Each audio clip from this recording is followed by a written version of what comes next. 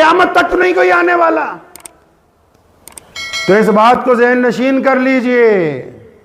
29 दिसंबर को मजलिस अहरार इस्लाम का यौम क़याम होता है, और अहरार वो जमात है जिसे मौलाना हबीबुर रहमान लुधियानवी ने इसलिए बनाया था कि उस दौर में अंग्रेज को नाज हो गया था कि कादियानियों से कोई टक्कर नहीं ले सकता, और कादियानियों के दिमाग में ये फतूर आ गया था कि नहीं, हमारे आगे कोई टिक नहीं सकता। तो मजलिस अहरार इस्लाम जब मौलाना हबीबुर रहमान लुधियानवी, अमीर शरीयत अताउल्लाह शाह बुखारी, चौधरी मजलुल हक रहमतुल्लाह अलैह जैसे ने लोगों ने मौलाना शाह अब्दुल कादिर साहब रायपुरी रहमतुल्लाह अलैह के मशवरे से बनाई, तो फिर जब अंग्रेज की सरकार में अंदाजा लगाओ, आज तो हम आजाद भारत में ऐसे बहुत सारे गैर मुस्लिम हैं जो हमारी बात को समझ सकते हैं, जो कादियानियत की चालों को समझ सकते हैं, लेकिन उस वक्त की अंदाजा लगाइए जब राज अंग्रेज का था और अंग्रेज के पिट्ठुओं के खिलाफ लड़ना था। कादियान से खदेड़ा, पंजाब से खदेड़ा, कादियानी भाग के कश्मीर चले गए, नौजुबिल्लाह श्रीनगर में कहा कि यहां पर ईसा अलैहिस्सलाम का मज़ार बन गया है। फिर कादियानियों ने जनाब अल्लामा इकबाल रहमतुल्लाह अलैह को कश्मीर कमेटी का मेंबर बनाया, और फिर सारे कश्मीर में लोगों को कादियानी बनाने की तहरीक शुरू की। उस वक्त कश्मीर के महाराजा हरि सिंह की हिमायत हासिल हुई, तो पंजाब से मौलाना हबीबुर रहमान लुधियानवी के 1 लाख रजाकार श्रीनगर पहुंचे। उठाओ तारीख, मुल्क के गद्दारों को हर जगह से उखाड़ा है। अंग्रेज ने खुद लिखा है, दारुल अदम बोलते हैं अंग्रेजों की पार्लियामेंट को। उसमें अधिवेशन जब हुआ पार्लियामेंट का सन 1936 का, तो उस वक्त रिचर्ड ने यह नुमाइंदा बन के एक कागज पेश किया कि इस बात के लिए कंडेम्ड करो कि भारत के जो अहरार हैं, भारत में जो मजलिस अहरार इस्लाम के लोग हैं, वो कादियानियों को परेशान कर रहे हैं, वो हमारे उन चेलों को परेशान कर रहे हैं जो लोगों को हमारी तरफ बहकाते हैं। तो इनके खिलाफ एक बड़ी फौजी कार्रवाई जो है होनी चाहिए। ये कानूनी दस्तावेज हैं, गर्चे वो मेमोरेंडम हमारे खिलाफ था, लेकिन तारीख में वो इस बात का गवाह रहेगा क़यामत तक कि हमने हर दौर में मुहम्मदुर रसूलुल्लाह सल्लल्लाहु अलैहि वसल्लम के ताज ख़त्म नबूवत की हिफाजत के लिए आगे बढ़ के कुर्बानियां पेश की हैं। याद रखो मुसलमानों, एक बात, आज आप देखते हैं कभी कोई कभी हुज़ूर सल्लल्लाहु अलैहि वसल्लम के खिलाफ बोलता, कभी कोई 2-4 साल पहले डेनमार्क वाले बोल रहे थे, उससे 2-4 साल पहले फ्रांस वाले बोल रहे थे। कभी सोचो ठंडे दिमाग से, कहानी आपने सुन ली, ये इस्लाम में प्यारे मोहम्मद अलैहिस्सलाम के खिलाफ ही क्यों बोलते हैं? अब्दुर्रहमान के खिलाफ क्यों नहीं बोलते? मोहम्मद शफी के खिलाफ क्यों नहीं बोलते? नमाज के खिलाफ क्यों नहीं बोलते? खाने काबा के खिलाफ क्यों नहीं बोलते? मुसल्लों के खिलाफ क्यों नहीं बोलते?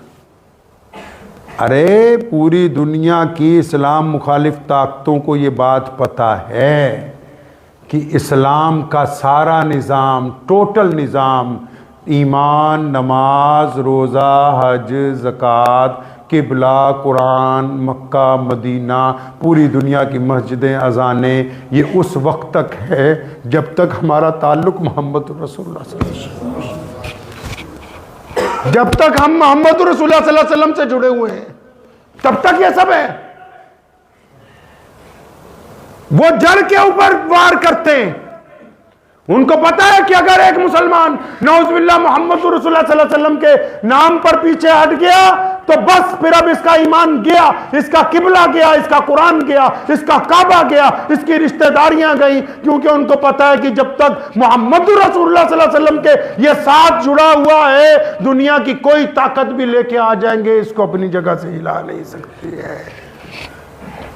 सन 1947 से पहले एक फौज में बहुत बड़े अफसर थे मुसलमान, पंजाब में, तो जिस गांव में रहते थे वहां एक कादियानियों का खानदान रहता था। उन्होंने अपनी लड़की का रिश्ता भेजा। लड़की बड़ी पढ़ी लिखी थी, अफसर भी चाहता था कि मेरी इससे शादी हो जाए, तो लेकिन वो कादियानी थी लड़की। तो उन्होंने उस अफसर को जाके समझाना शुरू किया कि तू अगर कादियानी बन जाए तो हम तो अपनी लड़की का निकाह कर दो। माना नहीं, तो ये अपने मौलवियों को 2-4 को रोज लेके गए।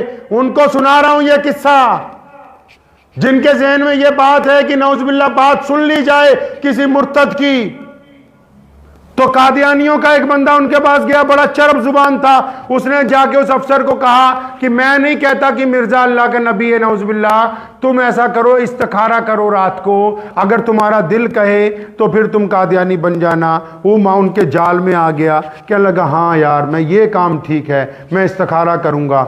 अब उसने इस्तिखारा किया तो नौजुबिल्लाह उसको ख्वाब में लगा कि मिर्ज़ा कादियानी अल्लाह का नबी है। सुबह उठा, कादियानी बन गया, उस लड़की से शादी हो गई। अब जो मौलवी समझाने जाता है वो उसको यही बात कहता है कि मैंने तो किसी के कहने पर नहीं किया, मैं तो इस्तिखारा किया था। तो अल्लामा हज़रत मौलाना मुफ्ती मोहम्मद यूसुफ साहब शहीद रहमतुल्लाह अलैह, बहुत बड़े बुज़ुर्ग गुजरे हैं, मुफ्ती यूसुफ साहब लुधियानवी शहीद रहमतुल्लाह अलैह। तो वो उस गाँव में एक दिन गए, प्रोग्राम था कोई, तो गांव वालों ने बताया कि जनाब यहाँ वो बड़ा अफसर रहता है, कादियानी बन गया है, और जो समझाने के लिए जाता है बस वो कहता है कि मैं तो किसी के कहने पे नहीं बना, मैं तो रात को इस्तिखारा किया था इसलिए बन गया। हज़रत ने फरमाया अच्छा मुझे उसके यहाँ लेके चलो। उसके घर गए, बहुत बड़े आलिम थे क्योंकि अपने दौर के मुजद्दिद थे, अपने दौर के बहुत बड़े मुसन्निफ थे, बहुत बड़े मुकर्रिर थे। तो जब उन्होंने देखा हज़रत मौलाना मुफ्ती यूसुफ साहब लुधियानवी आए हैं तो उठ के खड़ा हो गया। हज़रत ने उसको अपने पास बिठाया, फरमाया हाँ अब बता क्या बात है। कहने लगा जी मैंने ख्वाब में। फरमाया सुन अब मेरे से मसला बस एक ही सुनाना है और उसके बाद अगर तेरा दिल ना बदले तो फिर तू जहन्नुम में ही जाने वाला है। कहा हजरत बताओ क्या मसला है। फरमाया सुन, जिस दिन कादियानियों ने आके ये कहा कि तू इस्तिखारा कर ले और अगर इस्तिखारे में आ जाए कि मिर्जा नबी है तो आ जाना, नहीं आए तो नहीं। फरमाया जब तूने इस्तिखारे के लिए हाँ की थी तू उसी वक्त ईमान से खारिज हो गया था। इस्तिखारा एक गैर मुस्लिम ने किया है, मुसलमान ने नहीं किया। मोहम्मद रसूलुल्लाह सल्लल्लाहु अलैहि वसल्लम की ज़ात अक़दस पर नियत में शक पैदा हो जाना भी ईमान से इकरार। जब इतनी बात उस फौजी ने सुनी ना, अफसर ने पैरों में बैठ के इतना रोया, हजरत के पैरों में लेट गया, बार बार रोता रहा। फरमाया हजरत मैं तो दुश्मन के चुंगल में आ गया, मुझे पता ही नहीं लगा उन्होंने किस वक्त मेरा ईमान खारिज कर दिया। इसलिए याद रखो मुसलमानों, हर बात पर डिस्कस हो सकती है, मोहम्मद रसूलुल्लाह के दुश्मनों से कोई डिस्कस नहीं हो सकती है, कोई मुनाजरा नहीं, कोई शरीयत में मुनाजरे की जगह नहीं है। इस्लाम ने कहीं नहीं रखा।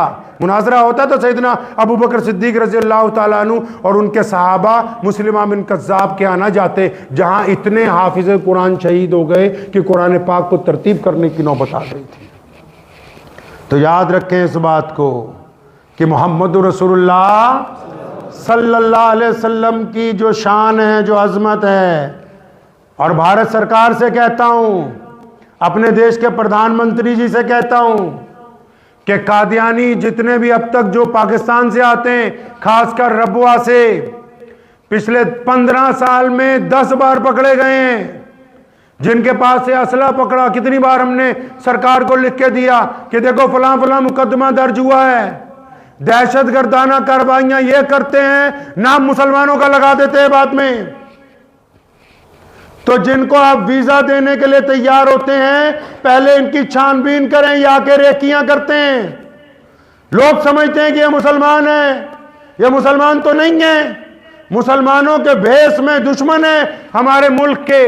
तो सरकार से भी कहना चाहता हूं, और जो हमारे हम वतन भाई जो हमारे मजहब की बुनियाद पर कई बार दुश्मन बन जाते हैं, नाराजगी का इजहार करते हैं कि जी मुसलमानों ने ये नहीं किया, उनको भी कहता हूं, हम हो या तुम हो, हम तो इसी मिट्टी के बासी हैं, रहना तो हमने भी इसी देश में है, आपने भी हमारे चक्कर में किसी गद्दार के साथ ना खड़े हो जाना चाहते,